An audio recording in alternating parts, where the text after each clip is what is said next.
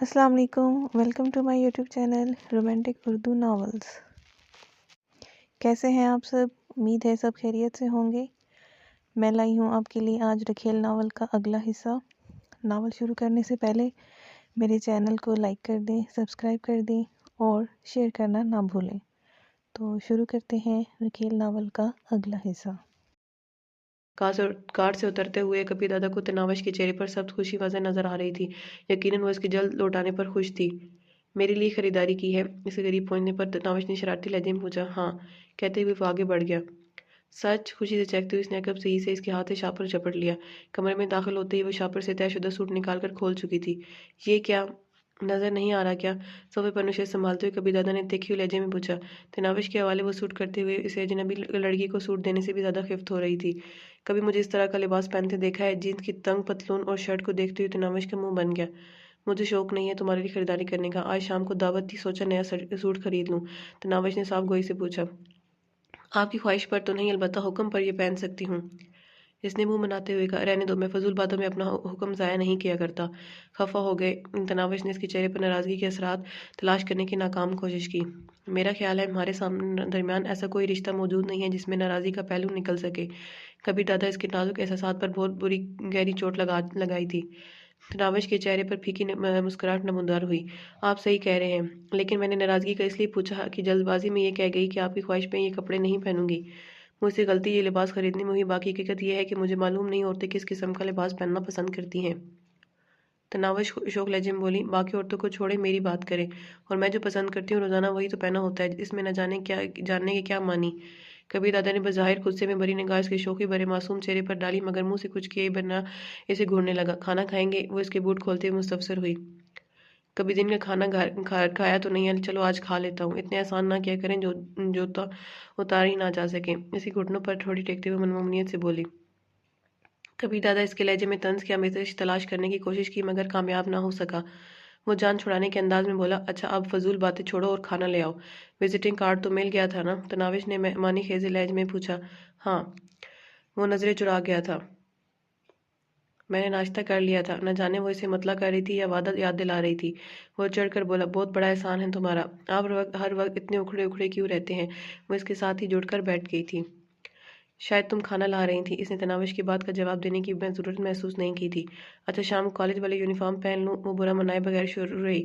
ان کپڑوں میں تم اتنی بھی اچھی نہیں لگتی ہو کہ ہر وقت پہنے رکھو، اور 3-4 جوڑے سلوا لو۔ اچھا لگنے کی وجہ سے نہیں سلوائے پھر؟ وہ دکھی لہجے میں بولی۔ غریبوں کی زندگی نظر یا ضرورت کے تحت ہی گزارا کرتی ہے۔ عام کپڑوں کے بغیر تو گزارا ہو جاتا ہے، کالج یونیفارم کے بغیر نہیں۔ اسی وجہ سے عام کپڑوں کی جگہ بھی کالج یونیفارم ہی سلوا لیتی تھی۔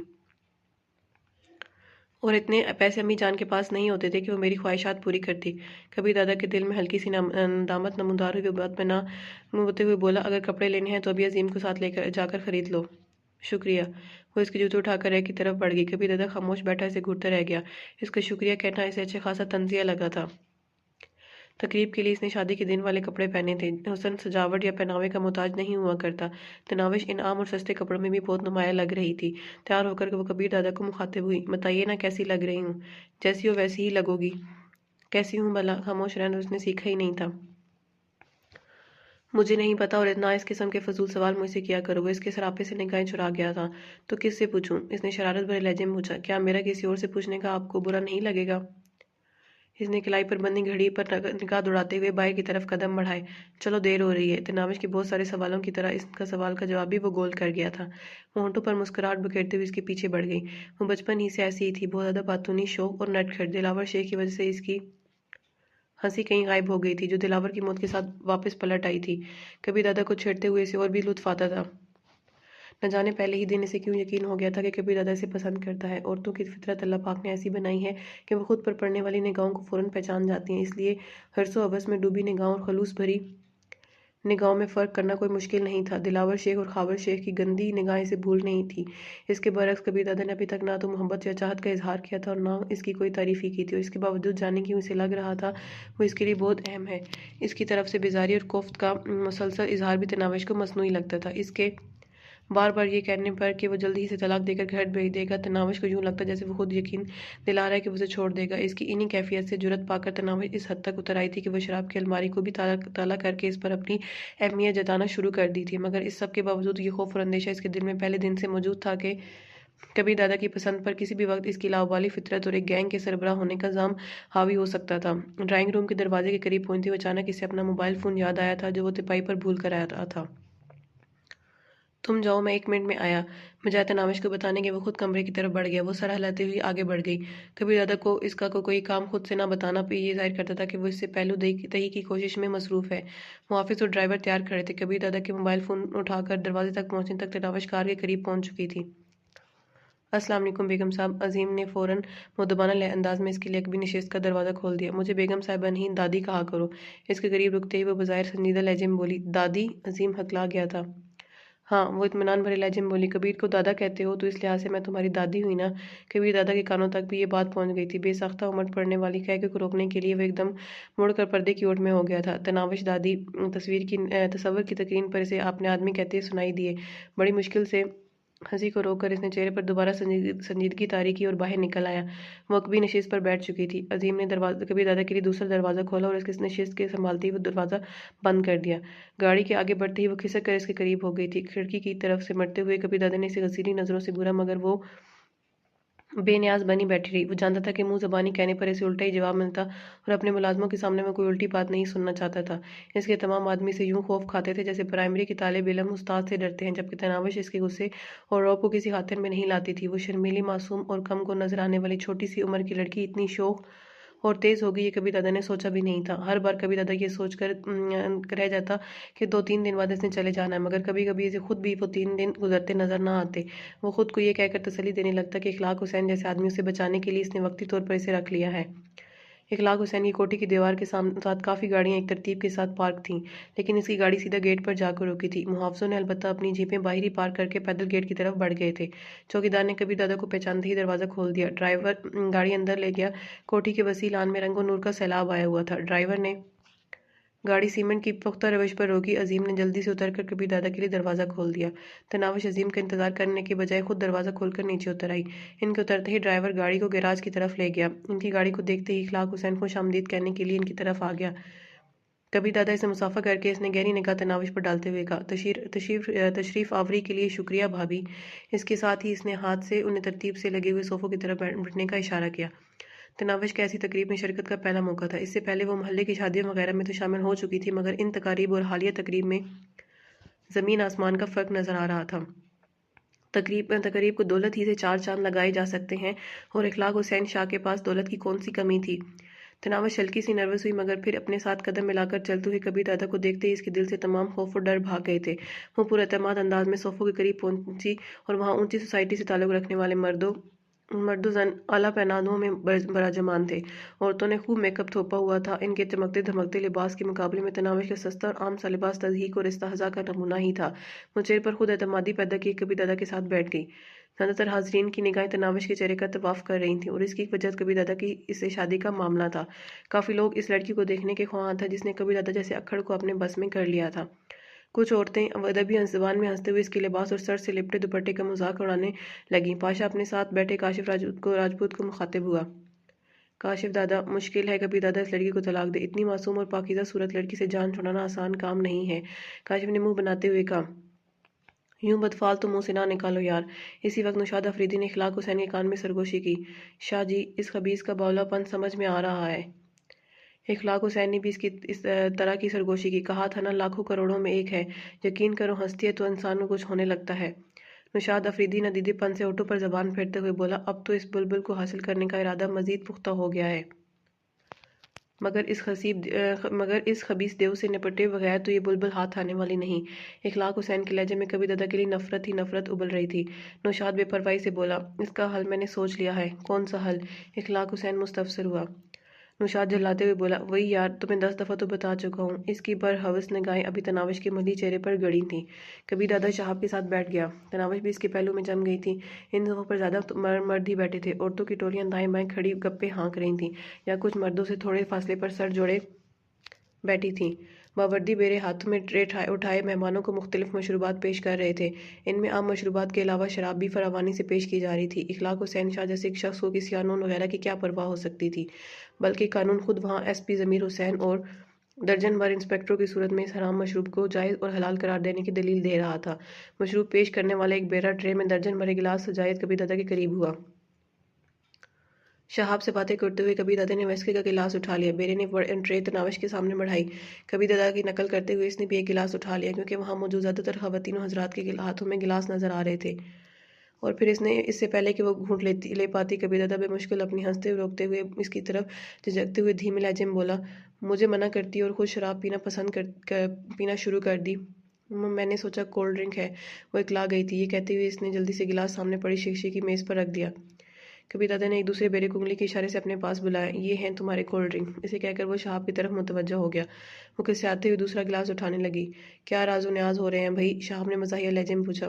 کبیر دادا ہنسا، بے وقوف شراب پینے لگی تھی، خود پیتے ہو اور ہماری بھابھی کو منع کرتے ہو، یہ تو زیادتی ہے جناب۔ شہاب قصوری کی آواز اتنی اونچی ضرور تھی کہ کبیر دادا کے پہلوؤں میں بیٹھی تناوش تک پہنچ گئی تھی۔ منع تو نہیں کیا، کبیر دادا نے فوراً نفی میں سر ہلایا، صرف مطلع کیا ہے کہ محترمہ جو مشروب نوش ہونے والی ہے وہ اسے ویسکی کہتے ہیں۔ شہاب نے زوردار کہکہ لگایا۔ تناوش خفیف ہو کر نیچے دیکھنے لگی۔ اس کے چہرے پر چھائی حیا کی لالی نے کبیر دادا کے دل کو عجیب انداز میں دھڑکنے پر مجبور کر دیا تھا۔ سرخ و سفید چہرہ لال ہو کر مزید جاذب نظر ہو گیا تھا۔ اسی وقت ایک خوبصورت سی لڑکی نے قریب آ کر کبیر دادا سے مصافحہ کیا۔ کبیر صاحب چوری چوری شادی کر لی اور ہمیں جھوٹے منہ بھی دعوت نہیں دی۔ کبیر دادا نے سے ہاتھ ملا کر اس نے تناوش کی طرف ہاتھ بڑھایا۔ مسز کبیر، میں ہوں آپ کی میزبان فرحانہ اخلاق۔ تناوش نے بدلی سے اس کا ہاتھ تھام لیا۔ اس کا کبیر دادا کو ہاتھ میں لانا تناوش کو ایک آنکھ نہیں بھایا تھا۔ اسی وقت کبیر دادا بظاہر سنجیدہ لہجے میں بولا، کوئی بات نہیں، اگلی بار بلا لوں گا۔ ہائے، کیا اتنی خوبصورت دلہن حاصل کرنے کے بعد بھی آپ دوسری شادی کریں گے؟ پاس سے گزرتے ہوئے بیرے سے کولڈ ڈرنک کا گلاس اٹھاتے ہوئے اس نے شوخ لہجے میں پوچھا، مولویوں سے سنا ہے کہ ایک مرد کو 4 شادیوں کی اجازت ہے۔ اس کا مطلب ہے میں یوں ہی پریشان تھی۔ فرحانہ معنی خیز لہجے میں کھلکھلا گئی۔ غصے سے کھولتی تناوش سے رہا نہیں گیا تھا۔ آپ کی پریشانی شاید اتنی آسانی سے دور نہ ہو۔ فرحانہ نے کہا، سوری مسز کبیر، آپ کو برا لگا، میں تو یوں ہی مذاق کر رہی تھی۔ کبیر دادا فرحانہ کو مخاطب ہوا، اچھا اسے ذرا ساتھ لے کر جا کر دوسروں سے تعارف وغیرہ ہی کروا دو، یہاں بیٹھی بور ہوتی رہے گی۔ کیوں نہیں؟ وہ خوش دلی سے بولی، چلیں مسز کبیر۔ اسے دوسری عورتوں کا سامنا کرنا مشکل لگ رہا تھا۔ اس نے میں یہیں ٹھیک ہوں کہہ کر جان چھڑانا چاہی۔ ہر وقت ضد نہیں کرتے۔ کبیر دادا نے اسے سمجھانے کے انداز میں مخاطب کیا، مگر اس کے لہجے میں شامل حکم تناوش کو واضح طور پر محسوس ہوا تھا۔ منہ سے کچھ کہے بنا وہ ہونٹ مینچتے ہوئے فرحانہ کے ساتھ چل پڑی۔ کبیر دادا سے تھوڑا دور ہٹتے ہی فرحانہ طنزیہ لہجے میں بولی، ویسے کوئی ڈھنگ کے کپڑے ہی پہن لینا تھے، جھونپڑی سے نکل کر آ گئی ہو تو پرانے کپڑے وغیرہ بھی وہیں چھوڑ آنا تھے۔ تناوش بغیر لگی لپٹی رکھے بولی، کپڑوں کا مقصد تن ڈھانپنا ہوتا ہے، اور یقیناً میرا لباس آپ کے پہناوے سے زیادہ اس مقصد کو پورا پر اتر رہا ہے۔ فرحانہ نے استہزائیہ انداز میں کہا، ایسے کپڑوں والوں کے خیال بھی ایسے ہی ہوں گے۔ بالکل، مجھے بھی آپ کے لباس سے آپ کے عمدہ خیالات کی جھلک نظر آ رہی ہے۔ تناوش نے اس کے نیم عریاں لباس کو تضحیک کا نشانہ بنایا۔ تمہیں شاید کبیر علی خان سے شادی کا زعم ہے محترمہ، یہ 2 دن کی عیاشی ہے، کبیر جیسے مرد کسی ایک عورت پر قانع نہیں رہتے۔ فرحانہ آپ سے تم پر آ گئی تھی، یہ میرا درد سر ہے، تجھے دبلا ہونے کی ضرورت نہیں۔ تناوش تم سے بھی نچلے درجے پر آ گئی۔ فرحانہ نے اسے گھور کر دیکھا، مگر تناوش اسے خاطر میں لائے بغیر ایک قریبی صوفے پر بیٹھتے ہوئے بولی، شکریہ، میں کچھ دیر یہاں بیٹھنا پسند کروں گی۔ کبیر صاحب نے کہا ہے کہ معزز خواتین سے تمہارا تعارف کروا دوں۔ اس نے لفظ معزز پر اس طرح زور دیا گیا تناوش کی کوئی عزت نہ ہو۔ اپنے تئیں اس نے تناوش کی توہین کرنے کی کوشش کی تھی، مگر وہ اسے جانتی نہیں تھی۔ وہ بے پرواہی سے بولی، تو منع کس نے کیا ہے؟ کرواؤ نا تعارف، جس سے ملوانا ہے اسے یہیں بلوا لو۔ اب کبیر دادا کی بیوی دوسری عورتوں کے پیچھے تو نہیں پھر سکتی۔ فرحانہ قہر آلود نظروں سے اسے گھورنے لگی۔ وہ بے نیازی سے ٹانگ پر ٹانگ چڑھائے کبیر دادا کی طرف متوجہ ہوئی۔ وہ شہاب قصوری کے ساتھ کسی خاص بحث میں مشغول تھا۔ تناوش کے اٹھنے کے بعد پاشا اور کاشف بھی ان کے قریب آ بیٹھ گئے تھے۔ تناوش ان میں سے نہ تو کسی مرد کو جانتی تھی نہ عورت کو۔ اچانک اس کے موبائل فون کی گھنٹی بجنے لگی۔ اس کے چہرے پر حیرت نمودار ہوئی۔ نہ جانے اس وقت کس کی کال تھی۔ سستا سا موبائل فون نکال کر اس نے سکرین پر نگاہ دوڑاتے ہوئے کال وصول کرنے لگی۔ السلام علیکم ماں جی۔ وعلیکم السلام، کیسی ہو بیٹی؟ بشریٰ خاتون نے بشاشت سے پوچھا۔ ٹھیک ہوں ماں جی، خیریت تو تھی؟ ہاں خیریت تھی، صبح سے تمہاری کال کا انتظار کر رہی تھی، پھر رہا نہ گیا اور خود سے رابطہ کرنا پڑا۔ خاموش کھڑی فرحانہ پر ناگواری بھری نگاہ ڈالتے ہوئے کہنے لگی، پڑھائی میں مصروف تھی ماں جی، اس لیے رابطہ نہ کر سکی، اس وقت بھی ایک قریب میں ہوں، کل انشاءاللہ بات ہوگی۔ ٹھیک ہے بیٹی، خدا حافظ۔ بشریٰ نے رابطہ منقطع کر دیا۔ تناوش کے بات ختم کرتے ہی وہ طنزیہ لہجے میں بولی، کافی جدید اور خوبصورت سیل فون رکھا ہوا ہے، داد دینی پڑے گی تمہاری پسند کی۔ یہ کہہ کر وہ چل دی۔ تناوش کا جواب سننے کی زحمت اس نے نہیں کی تھی۔ لمحہ بھر بعد وہ خواتین کے جھرمٹ میں کبیر دادا کے دلہن کے لباس، موبائل فون اور بد اخلاقی کا مذاق اڑا رہی تھی۔ وہاں موجود خواتین کی زیادہ تر تعداد اونچے طبقے سے تعلق رکھتی تھی، اور اگر کوئی متوسط خاندان کی تھی بھی تو اب اس طبقے میں رچ بس کر انہی جیسی ہو گئی تھی۔ ایسی خواتین کا پسندیدہ مشغلہ غریب لڑکیوں کے طرز زندگی کا مذاق اڑانا ہی ہوتا ہے۔ نسیم بیگم نے پوچھا، آپ یہ دیکھنے کے لیے اس کے پاس گئی تھیں؟ وہ ایک جج کی بیوی تھی، لیکن جس طرح کے زیورات سے لدی پھنتی تھی، اس سے زیور سیشن کورٹ کا جج کم از کم اپنی تنخواہ سے بنا کر نہیں دے سکتا تھا۔ یوں بھی جس تقریب میں وہ جج صاحب مدعو تھے، وہاں اس کی آمد ہی اس کے کردار کا تعین کرنے کے لیے کافی تھی۔ میں تو یہ سوچ کر گئی تھی کہ کبیر علی خان اپنی دلہن کو ناز نخروں سے رکھا ہوگا، مگر اس بیچاری کی حالت دیکھ کر ترس آنے لگا ہے۔ فرحانہ نے منہ بنایا۔ نشاد افریدی کی چہیتی بیگم نغمانہ بے باکی سے بولی، اب بھی حسرت بھری نظروں سے کبیر صاحب کو گھور رہی ہے، شاید اسی کے پاس جا کر بیٹھنے کو دل کر رہا ہے بیچاری کا، لیکن بے وقوف یہ نہیں جانتی کبیر خان جیسے آدمی کے پاس ایسی لڑکیوں کے لیے صرف بستر پر لیٹتے وقت چند لمحات ہوتے ہیں۔ اس کی بات پر تمام کھلکھلا کر ہنس پڑی تھیں۔ سنا ہے کسی گنڈے کی منظور نظر تھی، جیسے کبیر علی خان نے اپنے اثر و رسوخ سے مروایا اور اس کی خوبصورتی دیکھتے ہوئے چند دنوں کے لیے گھر لے آیا۔ اب یہ بیچاری خود کو کبیر دادا کی سچ مچ کی بیوی سمجھتے ہوئے ہے۔ یہ راز اشکار کرنے والی شیر خان کی بیوی سمینہ تھی۔ ایسا کہتے ہوئے اسے یہ بھول گیا تھا کہ خود اس کی شادی شیر خان سے کس طرح ہوئی تھی۔ ایس پی ضمیر حسین کی بیوی سلطانہ بولی، ہاں میں نے بھی کچھ ایسا ہی سنا ہے کہ کبیر خان نے اسے رکھیل بنا کر گھر رکھا ہوا ہے، اور اس کی وجہ سے کوئی بڑا جھگڑا بھی متوقع ہے۔ اس ڈرائن کی وجہ سے شاہ صاحب کے 2 آدمی بھی کبیر خان کے ہاتھوں قتل ہوئے ہیں۔ بظاہر تمام گھریلو خواتین دکھائی دے رہی تھیں، مگر ان کی باتوں سے صاف معلوم ہو رہا تھا کہ وہ اپنے شوہروں وغیرہ کی اصلیت سے اچھی طرح واقف ہیں۔ کبیر دادا کو کبیر علی خان کہنے کا یہ مطلب یہ نہیں تھا کہ وہ اس کے دادا ہونے سے ناواقف تھیں۔ نغمہ نے ناک منہ چڑھاتے ہوئے کہا، ویسے اس میں ایسی کون سی بات ہے کہ کبیر خان جیسے پرکشش اور خوبصورت مرد نے اس کے لیے قتل تک کر ڈالا؟ مردوں کی کوئی کل بھی سیدھی نہیں ہوتی، آ گیا ہوگا دل، حالانکہ اس سے کئی گنا خوبصورت اور دلکش خواتین سے اس کا روزانہ واسطہ رہتا ہوگا۔ فرحانہ کا ڈھکا چھپا اشارہ اپنی جانب تھا۔ شاید کم عمری اچھی لگی ہوگی۔ رخسانہ نے لقمہ دیا، وہ شہاب قصور کی بیٹی تھی، اتنی بھی بچی نہیں ہے، مجھ سے 2 سال چھوٹی ہی ہوگی۔ سمینہ نے عورتوں کی ازلی فطرت کا اظہار کیا، وہ کسی دوسری عورت کو کم عمر نہیں سمجھ سکتی۔ اس کے بغل میں کھڑی فصیح الدین کی بیوی کرن نے پوچھا، ویسے آپ نے ماسٹر کیا ہوا ہے نا؟ ہاں، اس نے فخری انداز میں سر ہلایا۔ اور اس کے بعد آپ کی شادی کو بھی غالباً 5واں سال ہے؟ ہاں، قریباً اسی طرح ہی ہے، سمینہ نے حیرانی بھرے لہجے میں جواب دیا۔ کرن نے تناوش کی جانب ہاتھ کا اشارہ کرتے ہوئے کہا، وہ 2nd ایئر کی طالبہ ہے۔ تو کیا اب میری بلا سے 5ویں میں پڑھتی ہو؟ یوں اس کی کم عمری تو نہیں ہو جائے گی نا؟ غریب و غربا ویسے بھی دیر سے اسکول جانا شروع کرتے ہیں۔ سمینہ اپنی بات سے پیچھے ہٹنے پر تیار نہیں تھی۔ آپ کو بڑی ہمدردی ہو رہی ہے، فرحانہ خفگی بھرے لہجے میں کرن کو مخاطب ہوئی۔ کرن نے مسکراتے ہوئے کہا، بھاڑ میں جائے وہ، میں تو بس سمینہ آپی کو چھیڑ رہی تھی۔ سمینہ اور اس میں کافی گہری دوستی تھی۔ کیوں نہ اس کے پاس جا کر تھوڑی گپ شپ کی جائے، رخسانہ نے مشورہ دیا۔ باقیوں کے ہاں نہ کرنے سے پہلے اخلاق حسین شاہ کی بلند آواز گونجی، خواتین و حضرات، کھانا لگ چکا ہے، آپ مزید گپ شپ کھانا کھاتے ہوئے بھی کر سکتے ہیں۔ تمام مسکراتے ہوئے یوں شکل کی لگی ہوئی کھانے کی میزوں کی طرف بڑھ گئے، جہاں انواع و اقسام کے کھانے سجے تھے۔ کبیر دادا، پاشا، کاشف اور شہاب قصوری سمیت میں کھانے کی میز کی طرف بڑھا۔ اسی وقت اس کی نظریں تناوش کی متلاشی ہوئیں۔ شہاب پارٹی سے گپ شپ کرتے ہوئے بھی وہ اپنے چہرے پر تناوش کی نظروں کی تپش محسوس کرتا رہا تھا۔ 1-2 بار اس نے سرسری نظروں سے دیکھا تھا، لیکن دوسروں کی موجودگی میں اسے دوسری جانب متوجہ ہونے کا اشارہ نہیں کر سکا۔ وہ اب بھی اس جگہ بیٹھی تھی، حاضرین میں وہ واحد مہمان تھی جس نے کھانے کی میز کا رخ نہیں کیا تھا۔ یہ مصیبت تماشا بنائے گی میرا، وہ زیر لب بڑبڑایا۔ مجھے کچھ کہا؟ پاشا مستفسر ہوا۔ اس نے بات بنائی، ہاں میں کہہ رہا تھا تم کھانا کھاؤ، میں اسے لاتا ہوں۔ کسے؟ حیرانی سے کہتے ہوئے پاشا نے اس کی نظروں کے تعاقب میں نگاہ دوڑائی۔ تناوش کو دیکھتے ہوئے مسکرایا، دادا تو گیا کام سے۔ بکواس نہ کیا کرو۔ کبیر دادا جھمتا ہوا تناوش کی طرف بڑھ گیا۔ وہ تناوش پر توجہ نہیں دینا چاہتا تھا اور اسے نظر انداز کر دینا چاہتا تھا، مگر پھر اسے معلوم بھی نہ ہوتا اور وہ بے دھیانی میں اسے اہمیت دے جاتا۔ کبیر دادا کو اپنے جانب آتا دیکھ کر وہ خوشی سے کھل اٹھی تھی۔ کیا تمہارے لیے علیحدہ بلاوا آئے گا؟ قریب پہنچتے ہی کبیر دادا نے بیزاری بھرے لہجے میں پوچھا۔ وہ نشست چھوڑتے ہوئے بولی، بالکل، اہم لوگوں کے لیے خصوصی بلاوا آیا کرتا ہے۔ وہ چڑھ کر بولا، تو پھر بیٹھ کر انتظار کرو، کھڑی کیوں ہو گئی ہو؟ آ تو گیا ہے خصوصی بلاوا۔ اس نے شوخی بھرے لہجے میں کبیر دادا کی جانب اشارہ کیا۔ بے وقوف! افسوس بھرے انداز میں سر ہلاتے ہوئے واپس مڑ گیا۔ وہ اس کے ساتھ قدم ملاتے ہوئے بولی، اچھا لگتا ہے آپ کا یوں خیال رکھنا۔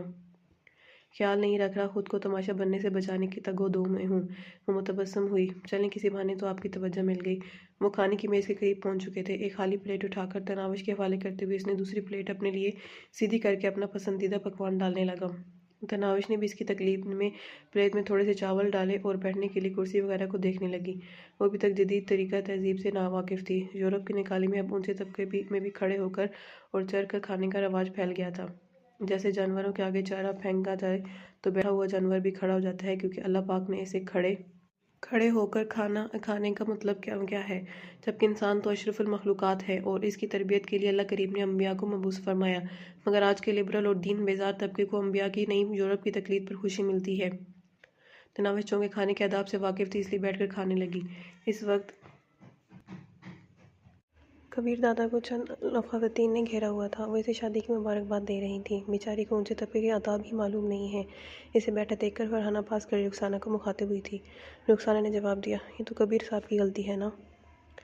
خیر، غلطی تو نہیں کہہ سکتے، فرحانہ نے کہہ کر لگایا۔ اس دیہاتن کو اس نے ہمیشہ تو ساتھ نہیں رکھنا نا، چند دن مستفید ہو کر دفعہ دور کر دے گا۔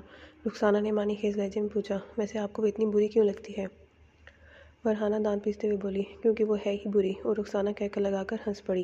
کھانے کے بعد بھی تقریب جاری رہی۔ اخلاق حسین نے ایک مشہور غزل خواں کو بلایا ہوا تھا۔ کھانے کے اختتام پر ملازموں نے برتن سمیٹ کر تمام میزوں کو ایک دوسرے سے جوڑ کر سٹیج بنایا اور اس پر قالین بچھا کر گلوکار کے بیٹھنے کی جگہ بنانے لگے۔ مہمان خوش گپیوں میں مشغول تھے۔ جگہ بنتے ہی موسیقار اپنی آواز کا جادو جگانے لگا۔ تناوش کو وہاں خواہ مخواہ بوریت محسوس ہونے لگی۔ کبیر دادا اس سے دور دوستوں کے درمیان میں بیٹھا تھا۔ موسیقی سنتے ہی زیادہ تر سامعین الکحل سے بھی فیضیاب ہو رہے تھے۔ ان میں کبیر دادا پیش تھا۔ اس کے ہر نئے گلاس کو تناوش شمار کر رہی تھی۔ اسے زیادہ دیر انتظار نہ کیا گیا، اس نے موبائل فون نکال کر میسج لکھنا شروع کر دیا۔ پلیز چلیں نا، میں سخت بور ہو رہی ہوں۔ یہ لکھ کر اس نے کبیر دادا کے نمبر پر بھیج دیا، مگر موسیقی کے شور میں اسے شاید میسج ٹون سنائی نہیں دی تھی، تبھی تو وہ موبائل فون کی طرف متوجہ نہیں ہوا تھا۔ لمحہ بھر انتظار کے بعد وہ اسے کال کرنے لگی۔ یقیناً اس طرح وہ موبائل فون کی طرف متوجہ ہو کر اس کا میسج پڑھ لیتا۔ اس کی ترکیب کارگر گئی۔ موبائل فون کی گھنٹی بجتے ہی وہ چونک کر جیب میں ہاتھ ڈالنے لگا۔ موبائل فون اس کے ہاتھ میں آتے ہی تناوش نے کال کاٹ دی تھی۔ سکرین پر نگاہ دوڑاتے ہی اس کی خفگی بھری نگاہیں تناوش کی جانب اٹھیں اور پھر وہ میسج پڑھنے لگا۔ اگلے ہی لمحے تناوش کو اس کی انگلیاں موبائل سکرین پر متحرک نظر آئیں۔ منٹ بھر بعد ہی میسج کا جواب پہنچ گیا تھا۔ روکا کس نے ہے؟ ڈرائیور کو ساتھ لے کر گھر چلی جاؤ۔ جواب اس کی توقع کے مطابق تھا، مگر وہ بات آنے والی نہیں تھی۔ فوراً لکھ بھیجا، گھر میں اکیلی تو یہاں سے بھی زیادہ بور ہو جاؤں گی، تو نہ جاؤ۔ اس مرتبہ اس جواب کے حصول کے لیے کال نہیں کرنا پڑی تھی۔ پلیز چلو نا، اس گائک سے تو میں خود گا لیتی ہوں، گھر جا کر جتنی چاہیں غزلیں اور گیت سن لینا۔ اس کے شوخی بھرے میسج نے کبیر دادا کے ہونٹوں پر مسکراہٹ بکھیر دی تھی۔ وہ خود موسیقی وغیرہ کا اتنا شوقین نہیں تھا، لیکن یوں بھری محفل سے اٹھ کر جانا اسے عجیب سا لگ رہا تھا، خاص کر ان دنوں جب پاشا اور اس کے دوسرے احباب بڑی سختی سے اس کے پیچھے پڑے تھے کہ وہ اپنی نئی نویلی دلہن کی وجہ سے باقی ساری دلچسپیوں سے دور ہونے لگا ہے، مگر یہ سوچ اسے زیادہ دیر نہیں روک سکی تھی۔ اس دوران تناوش کے شوخی شرارت اور محنت بھرے میسج اسے مسلسل موصول ہو رہے تھے۔ آخری میسج پڑھتے ہی وہ اپنی ہنسی روک پایا تھا۔ یقین مانو مجھے لونگ لانچی والے گانے پر رقص کرنا بھی آتا ہے، سخت نیند آ رہی ہے یار۔ دائیں پہلو میں بیٹھے کاشف راجپوت کو مخاطب ہوتے ہوئے اس نے مصنوعی جمائی بھی لی تھی۔ صاف کہیں دادا، کیا آپ جانا چاہتے ہیں؟ جواب کاشف کے بجائے بائیں جانب بیٹھے پاشا نے دیا تھا۔ تمہیں کوئی تکلیف؟ کبیر دادا نے اسے جھڑکنے میں دیر نہیں لگائی تھی۔ کیا آپ میری تکلیف دور کر سکتے ہیں؟ وہ باز آنے والا نہیں تھا۔ ہاں، کبیر دادا اطمینان سے بولا، مرنے کے بعد انسان ہر قسم کی تکلیف سے آزاد ہو جاتا ہے، اور تمہاری گردن دبانا اتنا بھی مشکل کام نہیں ہوگا۔ وہ ترکی بترکی بولا، شکریہ، آپ جا سکتے ہیں، لیکن یاد رکھیے گا کہ میسج کے ذریعے منصوبہ بندی کرنے والے آپ پہلے پریمی نہیں ہیں۔ صحیح کہا، مگر یوں دوران محفل اپنے استاد کے ہاتھوں مرنے والے یقیناً تم پہلے فرد ہوگے۔ پاشا تندی انداز میں بولا، آپ شاید گھر جا رہے تھے، بس یہ یاد رہے کہ جاتے وقت میزبان سے اجازت لینا ضروریات کے زمرے میں آتا ہے۔ کبیر دادا جانتا تھا کہ پاشا کی زبان کو اتنی آسانی سے لگام نہیں دی جا سکتی تھی۔ بھری محفل میں وہ اسے تھپڑ بھی نہیں مارنا چاہتا تھا، بس دانت پیس کر غصے کا اظہار کرتے ہوئے اٹھ گیا۔ اس کی متلاشی نظروں نے اخلاق حسین کو ڈھونڈا، جو اس وقت ایس پی ضمیر حسین اور نشاد افریدی کے درمیان بیٹھا تھا۔ قریب جا کر اس نے رسمی اجازت لی اور عظیم کو کر کے گاڑی لگانے کا کہنے لگا۔ تناوش بھی اٹھ کر اس کی جانب بڑھ گئی تھی۔ اس بات سے بے نیاز کی جانے کتنی نگاہیں سے گھور رہی تھیں۔ کچھ نگاہوں میں تمسخر، کچھ میں ہوس اور کچھ میں حسد جھلک رہا تھا۔ وہ لان سے نکل کر سیمنٹ کی پختہ روش میں آ گیا۔ اس کے پہلو میں رکتے ہوئے دل آویز انداز میں مسکرائی۔ شکریہ۔ کس لیے؟ اس نے بظاہر انجان بن کر پوچھا۔ آپ اچھی طرح جانتے ہیں۔ مسکراہٹ اس کے لبوں پر گہری ہو گئی تھی۔ وہ کڑتے ہوئے بولا، مجھے نیند آ رہی تھی اس لیے واپس جا رہا ہوں۔ سمجھی؟ شاید وہ اپنی واپسی کے فیصلے پر پچھتا رہا تھا۔ اچھی بات ہے۔ شرارتی مسکراہٹ اس کے لبوں پر رقصہ رہی۔ کم از کم میں ان وعدوں کی نجات دہی سے تو نجات پا گئی جو آپ کو گھر واپس جانے کی شرط پر غلطی سے کر بیٹھی تھی۔ کون سے وعدے؟ کبیر دادا جانتے بوجھتے انجان بن گیا تھا۔ وہ کھلکھلائی۔ وہی رقص، گیت اور اس طرح کے چھوٹے اور جھوٹے وعدے۔ کبیر دادا نے ہونٹوں پر ابھرتی مسکراہٹ کو زبردستی کی کھانسی میں چھپایا۔ اس باتونی لڑکی کو بحث و تکرار سے ہرانا مشکل تھا۔ اسی وقت ڈرائیور نے گاڑی ان کے ساتھ آ کر روک دی۔ عظیم نے نیچے اتر کر جلدی سے کبیر دادا کے لیے دروازہ کھولا۔ نہ جانے اس کے دل میں کیا سمائی کہ تناوش کو اندر بیٹھنے کا اشارہ کر کے وہ خود دوسری جانب گھوم گیا۔ اب دادا ان رنگ برنگی محفلوں سے بھی بھاگنے لگا ہے۔ کبیر دادا کی نشست چھوڑتے ہی پاشا کاشف راجپوت کو مخاطب ہوا۔ یار کیوں اپنے دوست کے پیچھے پڑے ہو؟ بری طرح پٹو گے۔ کاشف نے دھیمے لہجے میں سرزنش کی۔ یقین مانو دادا، اس خوبصورت چڑیل نے کبیر دادا کو ضائع کر دینا ہے۔ پاشا کے لہجے میں تناوش کے لیے نفرت ابل رہی تھی۔ کاشف ہنسا۔ اتنی پیاری لڑکی کو چڑیل کہہ کر تم اپنی بدبختی پر مہر ثبت کر رہے ہو۔ پاشا نے منہ بنایا۔ بات شکل و صورت کی نہیں، کردار کی ہوتی ہے۔ یہ بھی خوب کہی بھلا کیا ہے برا ہے اس کے کردار میں؟ لباس کو دیکھو، سر پر اوڑھا دوپٹہ دیکھو، حیا آلود آنکھیں دیکھو۔ اس سے بڑھ کر کیا کردار ہوگا؟ پوری محفل میں اس جیسی ایک بھی نظر آئی ہو تو بتاؤ۔ دادا آپ بھی کمال کرتے ہیں۔ اگر طوائف گھر حاجت گزار پیدا ہو جائے تو اس کا کاروبار تو ٹھپ ہو جانا ہے نا؟ گویا تم کبیر دادا کو طوائف کہہ رہے ہو۔ ہم سب اسی زمرے میں آتے ہیں۔ پیار، محبت اور عشق معشوقی کی گنجائش اپنے کاروبار میں نہیں ہے۔ کاشف نے سمجھانے کی کوشش کی۔ وہ شادی کرنے والا اکیلا نہیں ہے۔ اب تو ہم 2-3 ہی کنوارے رہ گئے ہیں۔ بات شادی کی نہیں، کبیر دادا کے رویے کی ہے۔ ابھی یہاں بیٹھے ہوئے وہ مصیبت کے ساتھ میسج پر بات کر رہا تھا۔ ایک میسج پڑھنے میں کامیاب رہا ہوں۔ وہ اسے گھر چلنے کا کہہ رہی تھی۔ کچھ انعام وغیرہ کے وعدے بھی کر رہی تھی۔ ایسے چونچلے صرف محبوب سے ہی کیے جاتے ہیں۔ میں تو تصور بھی نہیں کر سکتا کہ وہ چھوکری کبیر دادا کو یوں انگلیوں پر نچانے لگ جائے گی۔ کچھ نہیں ہوتا یار، کاشف راجپوت اسے تسلی دیتے ہوا بولا۔ چند دن کی بات ہے، غریب کو ایک خوبصورت اور پرکشش لڑکی سے لطف اندوز ہونے دو، ختم ہو جائے گی یہ محبت وغیرہ۔ کبیر دادا زیادہ دن کسی چھوکری سے نہیں بہلنے والا۔ پاشا یقین سے بولا۔ غلط فہمی ہے آپ کی۔ یہ پہلی خوبصورت اور کمالی لڑکی نہیں ہے جو کبیر دادا کی زندگی میں آئی ہو۔ پہلے بھی کئی آ چکی ہیں، مگر میں نے کبھی بھی کبیر دادا کو یوں پاگل ہوتے نہیں دیکھا۔ دادا، سچ کہوں تو مجھے دال میں ذرا بھی سفیدی نظر نہیں آ رہی۔ تم بس یوں ہی پریشان ہو رہے ہو۔ کبیر دادا کسی لڑکی کے لیے اپنا مقام اور عزت گنوانے پر تیار نہیں ہو سکتا۔ عورت ذات کی اہمیت اس کے لیے ٹیشو پیپر سے بڑھ کر نہیں ہے، اور ٹیشو پیپر استعمال ہونے کے بعد اپنی اہمیت کھو دیا کرتا ہے۔ کاشف اس کی بات کو اتنی زیادہ اہمیت دینے کے لیے تیار نہیں تھا۔ کاش ایسا ہی ہو۔ پاشا حسرت بھرے لہجے میں بولا کہ وہ کبیر دادا سے بہت زیادہ محبت کرتا تھا۔ وہ اس کا آئیڈیل تھا اور اپنے آئیڈیل کو وہ کسی صورت برباد ہوتا نہیں دیکھ سکتا تھا۔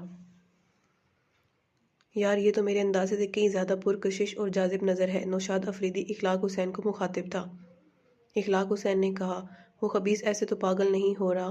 اب تو اس کے قتل کی ایک اور وجہ بھی مل گئی ہے۔ نوشاد افریدی زہریلے لہجے میں بولا۔ کیا تمہیں لگتا ہے کہ ہم اسے آسانی سے ختم کر پائیں گے؟ ہمارے ساتھ صرف ایس پی ضمیر حسین ہی اس کی موت کے حق میں ہے۔ شہاب قصوری اب بھی اس کی بغل میں گھسا بیٹھا ہے۔ پاشا کے بارے میں کچھ کہنا ہی فضول ہے، اور کاشف راجپوت اس کا قریبی دوست ہے۔ 5 سربراہ اور بھی موجود ہیں، ہم انہیں اپنے ساتھ ملا سکتے ہیں۔ کم از کم کبیر دادا کی سربراہی کے حق میں تو وہ بھی نہیں ہے۔ اب بس انہیں اس بات پر قائل کرنا ہے کہ وہ کبیر دادا کے خاتمے پر راضی ہو جائیں۔ نوشاد افریدی نے اپنے منصوبہ سامنے رکھا۔ یوں بھی بات کچھ جچتی نہیں ہے۔ ایک جانب اگر ہم 8 بھی ہو جائیں، ہمارے مخالف 4 تو موجود ہوں گے، اور اس طرح ہم انہیں ختم کرنے میں کامیاب ہو بھی جائیں، تب بھی وہ ہمیں ناقابل تلافی نقصان پہنچا چکے ہوں گے۔ اخلاق حسین اس کے منصوبے کے ساتھ متفق نہیں تھا۔ یار ہم نے صرف اس خبیث کا خاتمہ کرنا ہے، اس کے بعد جھگڑا ختم کر دیں گے۔ نوشاد کے دماغ پر کبیر دادا کی موت سوار تھی۔ اخلاق حسین اندیشہ ظاہر کرتے ہوئے کہا، اگر وہ پہلے حملے میں بچ گیا تو اس کے ساتھ ہمارے خلاف کارروائی کرنے کا جواز آ جائے گا۔ اب تو وہ شمشیر دادا کی وجہ سے جھجک رہا ہے، اور تم اتنا تو جانتے ہو کہ وہ گینڈی کی طرح طاقتور اور لومڑ کی طرح پھرتیلا ہے۔ اس کے ساتھ کاشف راجپوت اور پاشا بھی بہت خطرناک ہے۔ ہمارے گینگ میں ایسا کوئی نہیں ہے جو ان میں سے کسی کا مقابل آ سکے۔ ایک فصیح الدین لڑائی بڑھائی جانتا ہے، مگر اتنا اچھا لڑکا وہ بھی نہیں کہ کبیر دادا کے سامنے ٹھہر سکے۔ نوشاد افریدی بھی پھیکی مسکراہٹ سے بولا، اس کا مطلب وہی شمشیر دادا کو بلانے والا فیصلہ ہی درست ہے۔ اس کے علاوہ چارہ بھی کوئی نہیں ہے۔ اخلاق حسین نے اس بات میں سر ہلایا۔ اسی وقت انہیں کبیر دادا اپنی جانب آتے دکھائی دیا۔ نوشاد افریدی نے کہنی سے ٹھوکا دیتے ہوئے اسے کبیر دادا کی طرف متوجہ کیا۔ اخلاق حسین نے سنبھلتے ہوئے چہرے پر منافقانہ مسکراہٹ سجا لی تھی۔ قریب آتے ہی کبیر دادا نے کہا، شاہ جی بہت شکریہ، اب اجازت چاہوں گا، اتنا اچھا کھانے کے بعد نیند آنے لگی ہے۔ نیند آ رہی ہے یا ہماری بھابھی کی یاد ستا رہی ہے؟ اس کے کان سے منہ سے لگاتے ہوئے اخلاق حسین نے مزاحی انداز اپنایا۔ دونوں سمجھ لو، کبیر دادا اسی کے انداز میں بولا تھا۔ اخلاق حسین نے زبردستی کا کہکا ہونٹوں پر سجاتے ہوئے رسمی لہجے میں کہا، تشریف آوری کا شکریہ، آپ کی وجہ سے ہماری روکی پھیکی تقریب میں جان پڑ گئی ہے۔ کبیر دادا اس سے مصافحہ کر کے واپس مڑ گیا۔ نوشاد کے ساتھ مخاطب ہونے کی کوشش اس نے نہیں کی تھی۔ اخلاق حسین کی کبیر دادا کے پیچھے جاتی ہوئی تناوش کو ہونسناک نظروں سے گھورتے ہوئے بولا، ایسی لڑکی کو کسی کو کہاں محفل موسیقی سے لطف اندوز ہونے دے سکتی ہے؟ نوشاد ہونٹوں پر زبان پھیرتا ہوا بولا، کیا معلوم چند دنوں تک اس خبیث کا دل بھر جائے اور اسے واپس بھیج دے۔ اخلاق حسین نے ارادہ ظاہر کیا، چند دن کیا، میں چند ماہ بھی صبر کر سکتا ہوں، مگر ایسا لگتا نہیں ہے کہ یہ دیو اس پری کو چھوڑنے پر آمادہ ہو جائے گا۔ تو پھر شمشیر دادا والی تجویز پر عمل کرتے ہیں۔ اس خبیث کی 2-3 غلطیاں تو ہم نے ڈھونڈ رکھی ہیں، جس کے پاس ہمارے گواہ بھی موجود ہیں۔ اس سے 1-2 غلطیاں اور کروا کر شمشیر دادا کی منت کر لیتے ہیں، امید ہے چند دنوں کے لیے وہ یہاں آنے کی زحمت گوارا کر لے گا۔ اخلاق بولا، یاد رہے یہ خبیث اس کا چہیتا شاگرد رہ چکا ہے۔ اس کی رکھیل کو دیکھتے ہی شمشیر دادا استادی شاگردی بھول جائے گا، اور جہاں تک میرا اندازہ ہے کبیر اس لڑکی کو شمشیر دادا کی جھولی میں ڈالنے پر آمادہ نہیں ہوگا۔ اخلاق افسوس بھرے انداز میں سر ہلاتے ہوئے بولا، بات تو پھر وہیں پہنچی کہ کیا کہتے ہیں، آسمان سے گرا کھجور میں اٹکا۔ اگر یہ بلبل شمشیر دادا کے ہتھے چڑھ گئی تو ہمیں کیا ملے گا؟ اس نے کون سا ہمیشہ پاس رکھنا ہے، 1-2 دن میں چھوڑ دے گا، پھر ہماری باری۔ نشاد نے اسے تسلی دیتے ہوئے کہا، اور یہ بھی تو سوچو نا، ہمارا مقصد تو اس لڑکی سے اور کبیر سے بدلہ لینا ہے نا۔ اگر شمشیر دادا نے اس کی جان بخشی کر بھی دی تب بھی کبیر دادا دوبارہ سر اٹھانے کے قابل نہیں رہے گا۔ بدلہ لینے والی بات اس لڑکی کو دیکھنے سے پہلے تک تھی، اب تو کمبخت پر دل آ گیا ہے۔ اخلاق حسین دل پر ہاتھ رکھتے ہوئے اشکانہ انداز میں بولا۔ نوشاد کہکا لگا کر ہنس پڑا تھا۔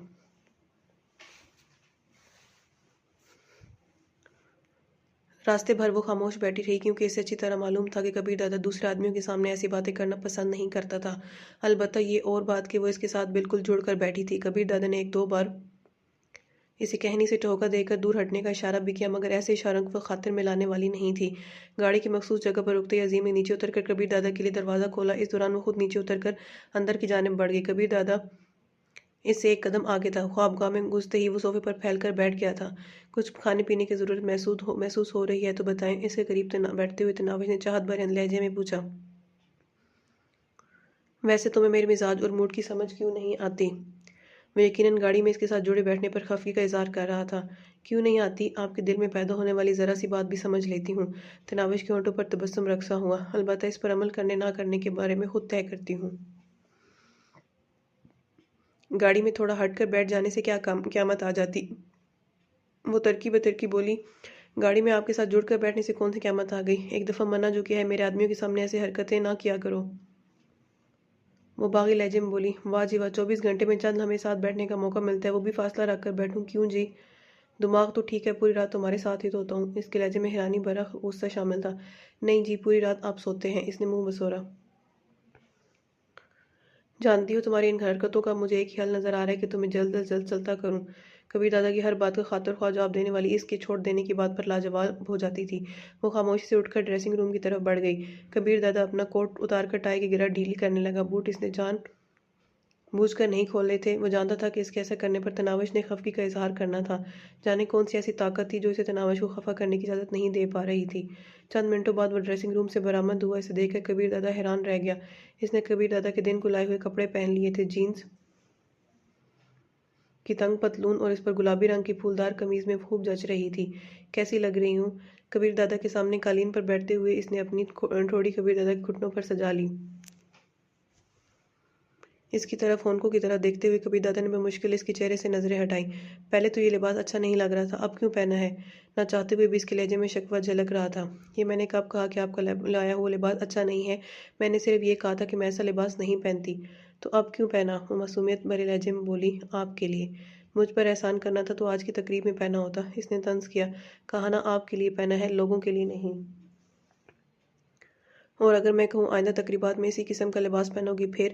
وہ وارفردگی سے بولی، میں صرف آپ کے لیے سجنا سنورنا چاہتی ہوں، آپ کے لیے ہنسنا مسکرانا چاہتی ہوں، آپ پر اپنی خدمت نچھاور کرنا چاہتی ہوں۔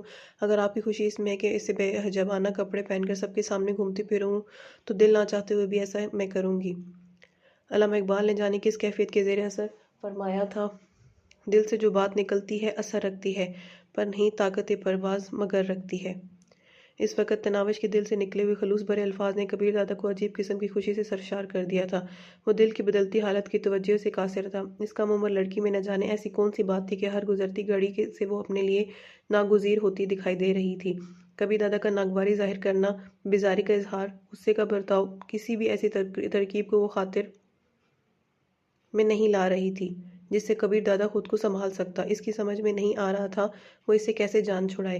3 دن پہلے ہی وہ اس کی زندگی میں زبردستی شامل ہوئی اور اب اس کے ساتھ گزارے دن صدیوں پر محیط نظر آنے لگے تھے۔ وہ کبیر دادا سے 16 سال چھوٹی تھی، لیکن کسی بڑی اماں کی طرح اسے انگلیوں پر نچا رہی تھی۔ وہ پختہ ارادہ کرتا کہ اب اس کی کوئی بات نہیں مانے گا، مگر وہ منوا لیتی۔ وہ سوچتا اسے طلاق دے کر گھر بھیج دے اور اخلاق حسین پارٹی سے بچانے کے لیے اسے کسی اور جگہ پر روپوش کرا دے گا، مگر اسے گھر بھیجنے کی جرأت اپنے اندر مفقود پاتا۔ خود پر جبر کر کے اسے جھڑکتا، مگر ہر آن اس کی شرارتوں اور شوخیوں کا متمنی رہتا۔ اس کی خدمت گزاری کبیر دادا کو اپنی اہمیت کا احساس دلاتی۔ اس کا حکم ماننے والے، اس کا کام کرنے درجنوں موجود تھے، مگر جس طرح خوشی سے وہ اس کی خدمتیں بجا لاتی ایسا تو اس نے خواب میں بھی نہیں سوچا تھا۔ اس کی خوبصورتی اور جسمانی کشش کی وجہ سے وہ اس کی بات ماننے پر راضی ہوا تھا، یہ سوچتے ہوئے کہ 2 دن کی عیاشی کے بعد کوئی دے دلا کر اسے رخصت کر دے گا، مگر شاید وہ جانے کے لیے نہیں، ساتھ لے جانے کے لیے آئی تھی۔ گھر سے باہر جاتے ہی واپس آنے کی گھڑیاں گننا شروع کر دیتا۔ پاشا اس کا چہیتا اور مخلص شاگرد تھا۔ آج تک اس نے پاشا کی کوئی بات نہیں ٹالی تھی، مگر تناوش کے معاملے میں وہ اس کے مشورے پر بھی عمل نہیں کر پایا تھا۔ کپڑے تبدیل کر لوں، اس کے اظہار محبت پر کوشش کے باوجود کوئی طنزیہ فکرہ یا بیزاری کا اظہار نہیں کر سکا تھا۔ ٹھیک ہے۔ وہ خوش دلی سے اس کے جوتے کھولنے لگی۔ جوتوں کو ریک میں رکھ کر اس نے ہوائی چپل اٹھا کر اس کے پاؤں کے قریب رکھ دیے اور پھر کبیر دادا سے پہلے ڈریسنگ روم میں گھس کر اس کے لیے شب باشی کا لباس نکالنے لگی۔ لباس تبدیل کر کے وہ بستر کے قریب آیا، وہ بھی اس کے اتارے ہوئے کپڑے سمیٹ کر اس کے پاس آ گئی تھی۔ میری بوتل تو لے آؤ، اسے بیٹھتے ہوئے دیکھ کر کبیر دادا نے یاد دہانی کرائی۔ کون سی بوتل؟ اس نے شرارت بھری حیرانی سے پوچھا۔ اب تھپڑ نہ کھا لینا، 2-3 بوتلوں سے ایک بوتل پر آ گیا ہوں اور تمہیں معلوم نہیں کون سی بوتل؟ اسے سچ مچ غصہ آ گیا تھا۔ وہ حتمی لہجے میں بولی، میں نے ناپے ہیں، ایک بوتل میں 6 گلاس گندا مشروب ہوتا ہے اور آج تقریب میں آپ نے 7 گلاس پیے تھے، اس لحاظ سے کل جو بوتل ملے گی اس میں بھی 1 گلاس مشروب کم ہوگا۔ وہ جھلاتے ہوئے بولا، لاتوں کے بھوت باتوں سے نہیں مانا کرتے، مجھے مارو گے، ترس نہیں آئے گا؟ معصومیت بھرے لہجے میں کہتے ہوئے اس نے کبیر دادا کے شانے پر سر ٹکا دیا۔ تمہاری حرکتیں ترس کھانے دیتی ہیں۔ کوئی اچھا مشروب ہے تو ہے نہیں کہ دھڑ دھڑ معدے میں ڈھیلتے جاؤ۔ تمہیں کس نے میرا مسئلہ بنایا ہے؟ جاؤ جو کہا ہے کرو۔ نکاح کے دوران قبول ہے کہنے کا مطلب ہوتا ہے کہ دوسروں کی ذمہ داریوں کو قبول کرنا، اور ذمہ داریوں میں پہلا درجہ ہی اپنے شریک حیات کی صحت اور ضروریات کا خیال رکھنا ہوتا ہے۔ کبیر دادا دھڑا، بکواس بند کرو اور جو کہا ہے کرو۔ وہ منہ بسورتے ہوئے بولی، ہمیشہ دعا مانگا کرتی تھی کہ یا اللہ مجھے جو بھی شوہر ملے وہ مجھے خوب ڈانٹے، لیکن اس کے ساتھ میری ہر بات بھی مانے۔ لگتا ہے اللہ میاں نے آدھی دعا ہی قبول فرمائی ہے۔ کبیر دادا کی سمجھ میں نہیں آ رہا تھا کہ اس ہٹ درم کا کیا کرے۔ تم نے بوتل لانا ہے یا میں الماری ہی توڑ دوں؟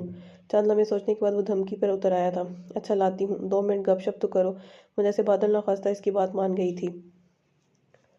گپ شپ بھی ہوتی رہے گی۔ اس کی ہاں پر کبیر دادا کے تنے ہوئے اعصاب ڈھیلے پڑنے لگے، مگر یہ اس کی بھول تھی۔ تناوش اس کے لیے شراب کی بوتل لائے گی۔ اچھا آپ لیٹے تو صحیح، میں اپنا ایک وعدہ ہی پورا کر دوں۔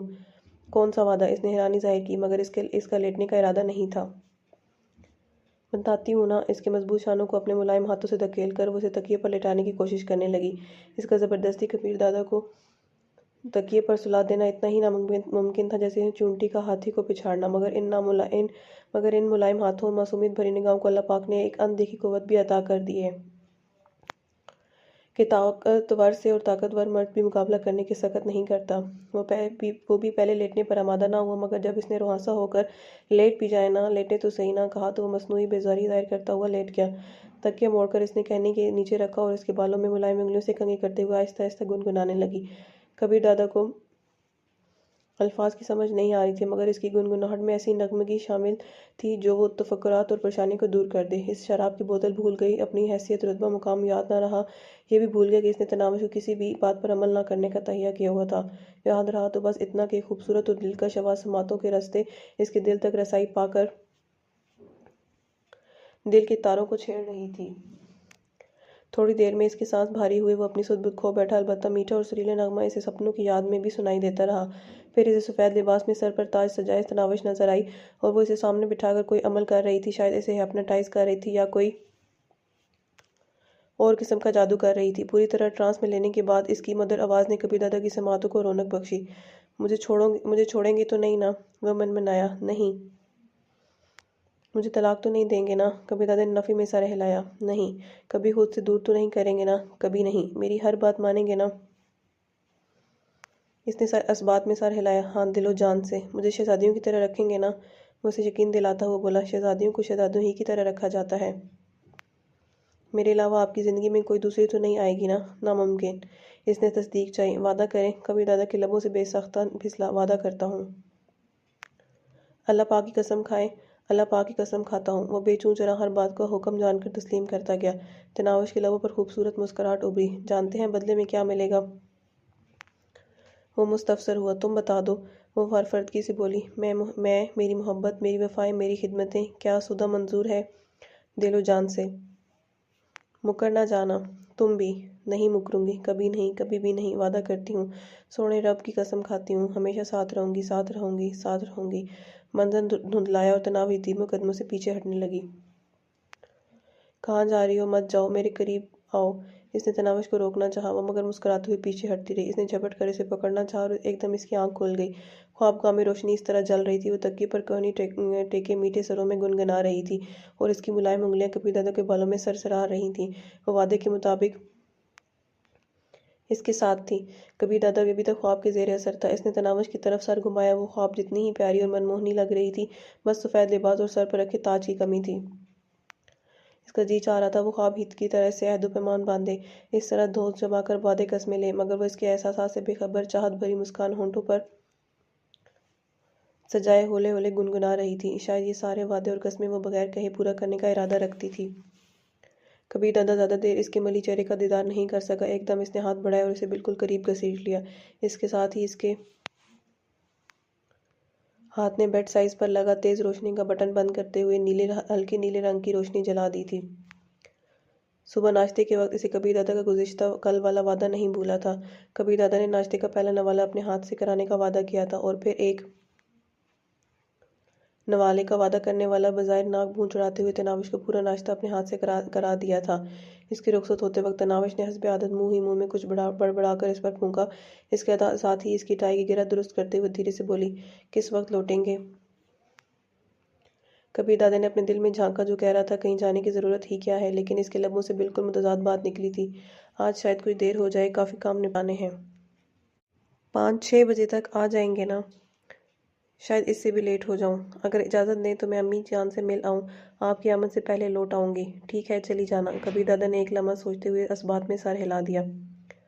آپ کس وقت لوٹیں گے تاکہ میں اس کے مطابق وہاں وقت گزار سکوں؟ کیوں، میری آمد کے وقت تمہارا گھر میں ہونا ضروری ہے؟ اس نے ناگواری ظاہر کی۔ ہاں، تھکا ہوا شوہر گھر آئے تو بیوی کو استقبال اور اس کی خدمت کے لیے گھر میں موجود ہونا چاہیے۔ بے ساختہ کبیر دادا کے لبوں سے پھسلا۔ کیا ساری بیویاں ایسی ہی ہوتی ہیں؟ پتہ نہیں، تناوش نے نفی میں سر ہلایا، مگر محبت کرنے والی ایسی ہی ہوتی ہیں۔ اب جاؤں؟ کبیر دادا نے اسے اور کچھ نہیں کہہ پایا تھا۔ وہ اداسی بھری لہجے میں بولی۔ اس بات کا جواب میں کبھی اس بات میں نہیں دے سکتی۔ بے وقوف۔ سر جھٹکتے ہوئے دروازے کی طرف مڑا، مگر دروازے کے قریب رکتے ہی پیچھے مڑا جیسے کوئی بات یاد آ گئی ہو۔ کس وقت؟ عظیم کو ساتھ لے جا کر اپنے لیے شاپنگ کر لینا، کوئی ڈھنگ کا موبائل بھی خرید لینا۔ کل کچھ لڑکیاں تمہارا مذاق اڑانے کی کوشش کر رہی تھیں، مجھ تک بھی تمہارے لباس اور موبائل فون وغیرہ کی بات پہنچائی گئی۔ وہ شوخی سے بولی، جس دن آپ ساتھ لے کر جا کر شاپنگ کرائیں گے چلی جاؤں گی۔ صاف کہو شاپنگ نہیں کرنا چاہتی ہو۔ کبیر دادا نے منہ بناتے ہوئے کہا، میں نے کب بھی اپنے لیے شاپنگ نہیں کی، تو میں نے کب کہا شاپنگ پر جانے کے لیے مری جا رہی ہوں؟ تو نہ جاؤ۔ کندھے اچکاتے ہوئے وہ باہر نکل گیا۔ گاڑی میں بیٹھتے ہوئے اس نے پختہ ارادہ ڈرائنگ روم کے دروازے کی طرف نہیں دیکھے گا، مگر داخلی دروازے کے قریب پہنچتے ہوئے بے اختیار اس کی گردن پیچھے گھوم گئی۔ وہ دروازے کی چوکھٹ سے ٹیک لگائے اس کی طرف متوجہ تھی، اور پھر گاڑی کے باہر نکلنے تک وہ اسی کی طرف متوجہ رہا۔ وہ اپنے افعال اور ارادوں پر اختیار کھوتا جا رہا تھا۔ تناوش کے خلاف اس کی کوئی منصوبہ بندی کامیاب نہیں ہو پا رہی تھی۔ کچھ جو کرتا ہوں مگر اور ہی کچھ ہوتا ہے۔ کیا یہ سچ ہے کہ محبت میں یہی ہوتا ہے؟ کبیر دادا کے جاتے ہی وہ رات خالہ کو آوازیں دینے لگی۔ جی بیٹی۔ وہ گھر کی صفائی کو جڑی تھی، ایک کونے سے نمودار ہوتے ہوئے مستفسر ہوئی۔ خالہ ڈرائیور کو کہیں گاڑی تو لگا دے، گھر تک جانا ہے۔ ٹھیک ہے بیٹی، خوش دلی سے کہتے ہوئے وہ باہر کی طرف بڑھ گئی۔ تھوڑی دیر بعد وہ گھر کے سامنے اترتے ہوئے ڈرائیور کو واپسی کا وقت بتا رہی تھی۔ ٹھیک ہے بیگم صاحبہ، کہتے ہوئے ادھیڑ عمر الہی بخش نے کار واپس موڑ لی۔ ماں اسے گھر کے صحن میں جھاڑو دیتے نظر آئی تھی۔ ارے میری شہزادی آئی ہے۔ وہ جھاڑو پھینک کر اس کی طرف لپکی۔ کیسی ہیں امی جان؟ وہ اس کی شفقت بھرے آغوش میں سماتے ہوئے آسودگی سے بولی۔ میری شہزادی کیسی ہے؟ ماتھا چومتے ہوئے اس کے ساتھ لیے کمرے کی طرف بڑھ گئی۔ وہ چہکی، آپ کو کیسی لگ رہی ہوں؟